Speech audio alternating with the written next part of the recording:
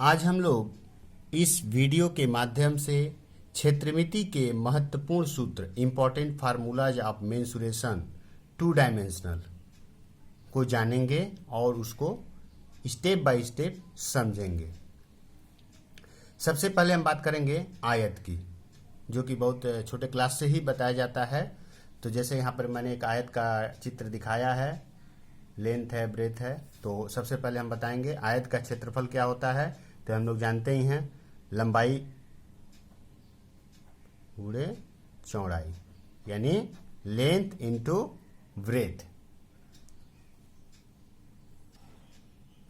इसके बाद हम लोग बात करेंगे आयत की परिसीमा, यानी पेरीमीटर ऑफ रेक्टेंगल। तो आयत की परिसीमा का सूत्र क्या होता है?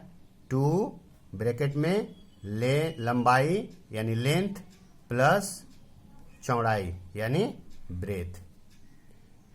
इसके बाद हम बात करेंगे आयत के विकर्ण की लंबाई, यानी यहाँ जो डायगोनल दिया गया इसके विकर्ण की लंबाई क्या होगी। तो पिथागोरस थ्योरम से यह एक राइट एंगल ट्रायंगल होगा, कर्ण होगा। तो उसके हिसाब से ये हो जाएगा √ऑफ लंबाई का स्क्वायर प्लस चौड़ाई का स्क्वायर, यानी square root of length square plus breadth square. अब इसके बाद हम बात करेंगे वर्ग की। वर्ग का क्षेत्रफल, एरिया ऑफ स्क्वायर। जैसे मैंने यहाँ पर एक स्क्वायर को दिखाया है जिसके 4 साइड्स इक्वल हैं और सभी एंगल्स 90 डिग्री हैं, इसका एक डायगोनल है। तो सबसे पहले बात करेंगे हम लोग वर्ग का क्षेत्रफल। वर्ग का क्षेत्रफल क्या होता है? एक भुजा का वर्ग,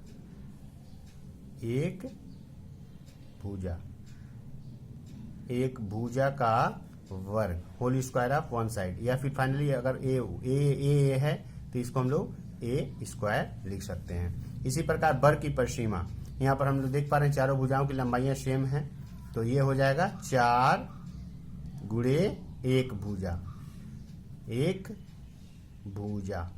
या फिर इसको हम लोग लिख सकते हैं 4a, क्योंकि प्रत्येक भुजा a है। इसके बाद है वर्ग के विकर्ण की लंबाई। तो वर्ग के विकर्ण की लंबाई क्या होगी? यहाँ ये भी हम लोग देख पा रहे हैं, यह एक समकोण त्रिभुज होगा, यानी कर्ण की लंबाई निकालना। विकर्ण की लंबाई यानी इस समकोण त्रिभुज के कर्ण की लंबाई। तो कर्ण की लंबाई हो जाएगा √of a square plus a square, क्योंकि यहाँ लेंथ भी a है, ब्रेथ भी a है। तो इसको सॉल्व करेंगे तो 2a स्क्वायर होगा। तो a हो जाएगा, a बाहर आएगा, a इंटू √2, या फिर हम लोग कह सकते हैं भुजा गुणे √2, भुजा गुणे √2। इसके बाद हम बात करते हैं समानांतर चतुर्भुज की।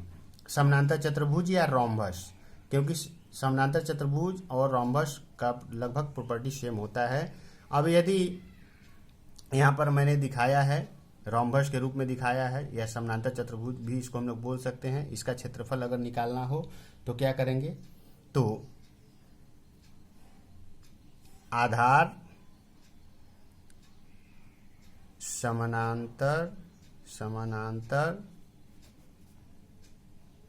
चतुर्भुज का आधार गुणे ऊंचाई, यानी यदि हम इसको समानांतर चतुर्भुज मानते हैं तो समानांतर चतुर्भुज का आधार यानी आधार a हो जाएगा, और इसकी ऊंचाई, ये ऊंचाई नहीं होगी। ऊंचाई के लिए हमको यहाँ से एक परपेंडिकुलर डालना पड़ेगा। यदि ये हमको पता होना चाहिए, समानांतर चतुर्भुज का ऊंचाई हमको पता होना चाहिए, तब हम लोग इस फार्मूला से इसका क्षेत्रफल निकाल सकते हैं। समानांतर चतुर्भुज का आधार गुणे ऊंचाई। और इसी तरह से हम लोग यदि रोम्बस का भी 4 साइड्स दिए गए हों, 4 साइड्स तो उसके इक्वल ही होते हैं, तो उसका आधार कोई भी पकड़ लेंगे, और यदि उसकी ऊंचाई दी गई हो तो इस सूत्र का प्रयोग करके हम लोग कर सकते हैं। इसके बाद है समानांतर चतुर्भुज या रोम्बस का क्षेत्रफल। एक और बार हमने लिखा है, इसने लिखा है क्योंकि यदि किसी समानांतर चतुर्भुज या रोम्बस के दोनों विकर्ण यानी डायगोनल्स दिए गए हों तो ऐसी स्थिति में उसका क्षेत्रफल क्या होगा। तो इसका क्षेत्रफल हम लोग लिख सकते हैं 1/2 गुणे विकर्णों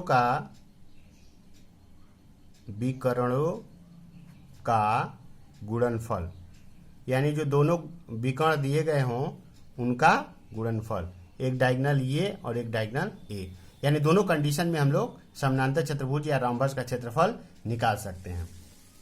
अब इसके बाद हम बात करेंगे समबाहु त्रिभुज का क्षेत्रफल। समबाहु त्रिभुज का क्षेत्रफल, जैसे मैंने यहाँ पर एक समबाहु त्रिभुज दिखाया है, तीनों ही साइड्स इक्वल हैं, ए हैं, तो ऐसी स्थिति में समबाहु त्रिभुज का क्षेत्रफल क्या होगा? ये होता है √3/4 गुणे एक भुजा की लंबाई, एक भुजा की लंबाई, या फिर इसको हम लोग शॉर्ट में √3/4 एक भुजा की लंबाई का ये स्क्वायर होगा, तो ये हो जाएगा √3/4 ए स्क्वायर।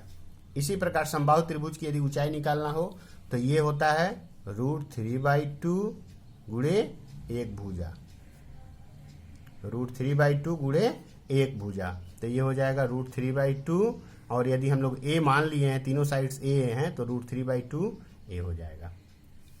इसके बाद है समद्विबाहु त्रिभुज का क्षेत्रफल। जैसे मैंने यहाँ पर एक समद्विबाहु त्रिभुज दिखाया है, दो साइड्स ए हैं और एक साइड्स बी है, तो ऐसी स्थिति में इस त्रिभुज का क्षेत्रफल क्या होगा?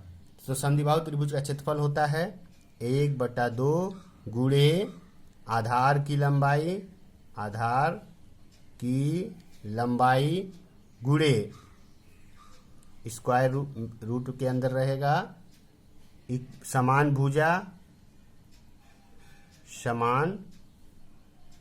भुजा का होल स्क्वायर माइनस आधार बटा में 2 का होल स्क्वायर। यदि हमको समद्विबाहु त्रिभुज दिया गया हो और उसके तीनों साइड दिए हों तो हम लोग इस फार्मूला का यूज करके समद्विबाहु त्रिभुज का क्षेत्रफल निकाल सकते हैं। अब हम बात करेंगे समकोण त्रिभुज का क्षेत्रफल। जैसा कि मैंने यहाँ पर एक समकोण त्रिभुज दिखलाया है, समकोण त्रिभुज में क्या होता है? आधार होता है, लंब होता है, कर्ण होता है। यदि तीनों हमको पता हो तो समकोण त्रिभुज का क्षेत्रफल होता है 1/2 गुणे आधार गुणे जो लंब होता है ये होता है उसकी ऊंचाई। इस तरह इस फार्मूला का डायरेक्ट यूज करके हम लोग समकोण त्रिभुज का क्षेत्रफल निकाल सकते हैं। इसके बाद हम बात करते हैं त्रिभुज का क्षेत्रफल, हीरोन फार्मूलाज। यदि किसी ऐसा त्रिभुज दिया गया हो जिसके तीनों साइड्स दिए गए हों, ए बी सी अलग अलग दिए गए हों, तो हम लोग कैसे उसका क्षेत्रफल निकालेंगे? तो इस फार्मूला यहाँ जो फार्मूला यूज होगा उस फार्मूलाज को हम लोग बोलते हैं हीरोन फार्मूलाज। निकालने का तरीका होता है s into s minus a s minus b s minus c. यहाँ पर हम लोग देख ही पा रहे हैं ए बी सी जो हैं ये त्रिभुज के 3 साइड्स हैं। यहाँ पर यस हम लोग देख पा रहे हैं एक अलग है, तो यस बराबर क्या होता है? यस बराबर होता है a + b + c/2, यानी परिसीमा बटा में 2, परिसीमा बटा में 2, यानी परिसीमा, त्रिभुज की परिसीमा क्या होगी? तीनों सबको जोड़ देंगे, जोड़ करके उसको 2 से डिवाइड कर देंगे तो उसकी परिसीमा हो जाएगा। अब इसके बाद हम लोग बात करेंगे ट्रापीजियम यानी समलंब चतुर्भुज का क्षेत्रफल। यह एक बहुत ही इंपॉर्टेंट फार्मूलाज है। जैसे मैंने यहाँ पर एक ट्रापीजियम दिखलाया है। ट्रापीजियम क्या होता है? ये एक चतुर्भुज होता है जिसके एक साइड्स यानी 1 पेयर्स जो साइड्स होते हैं वो पैरेलल होते हैं। जैसे मैंने यहाँ पर ईस्ट साइड्स को और ऊपर नीचे साइड्स को पैरेलल शो किया है, तो इसको हम लोग बोलते हैं समलंब चतुर्भुज। तो इसका क्षेत्रफल क्या होता है? इसका क्षेत्रफल होता है 1/2 गुणे ट्रापीजियम के समानांतर भुजाओं का योग। ये जो समानांतर भुजाएं जो हैं इनका योग, समानांतर भुजाओं का योग गुणे समानांतर भुजाओं के बीच की लंबवत दूरी, समानांतर भुजाओं